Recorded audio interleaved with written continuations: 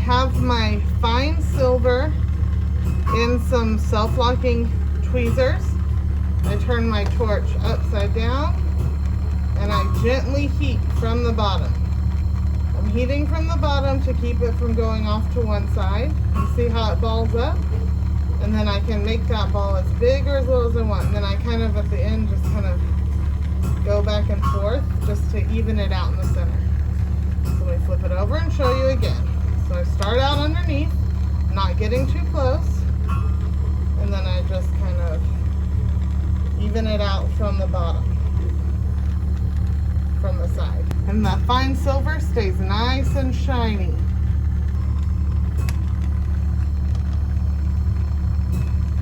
So gently heat, and then come back from the front to get the little tail off and let it ball up. One more time.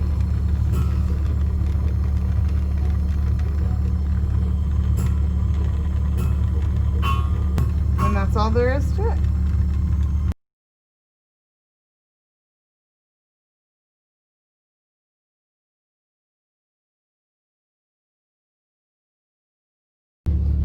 Now, once they're quenched, I can cut them off whatever height I need.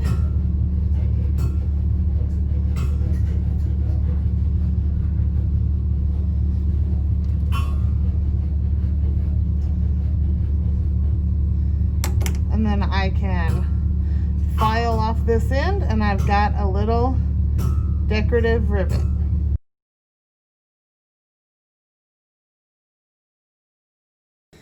Okay, so I have here all three of my pieces that I'm going to rivet together.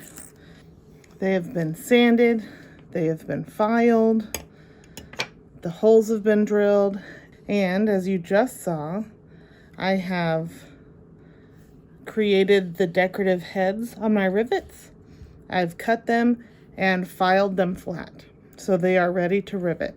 First thing I do is assemble it. So I'm going to put the decorative head of my rivet on the front because that's the part where I want the pretty part. Then I go through my second piece, making sure that I've lined them up properly and I don't have a piece upside down because that would be sad.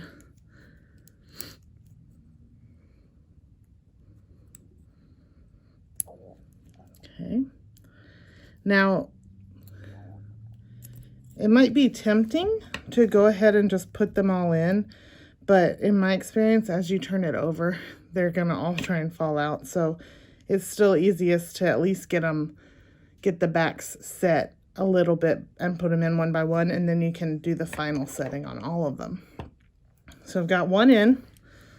I'm going to turn it over and make sure that I'm balancing on that head. I don't want to be on my metal. I want to be on the actual rivet head. And with my riveting hammer, I am going to gently tap.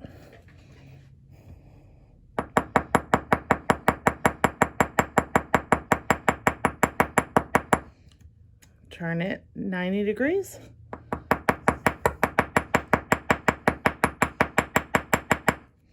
Okay, and that's stretched enough that it's not going to come out. It's not actually set yet, but it's stretched enough where I can go ahead and put another one in.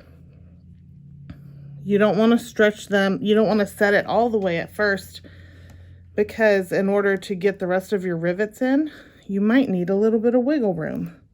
And that's for all riveting. That's not just for decorative rivets. Generally, I like to get all my rivets in the piece before I really set them down tight. Okay. So again, balance on the actual rivet head.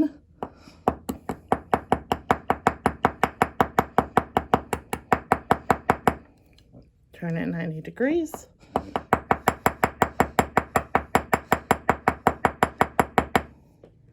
All right, that one's set.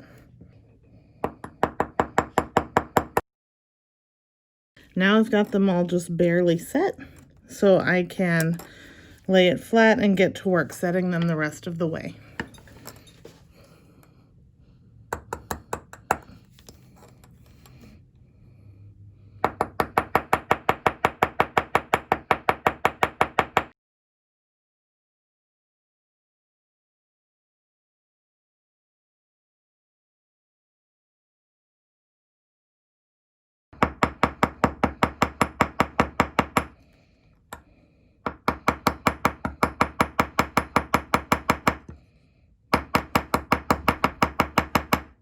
There you have it.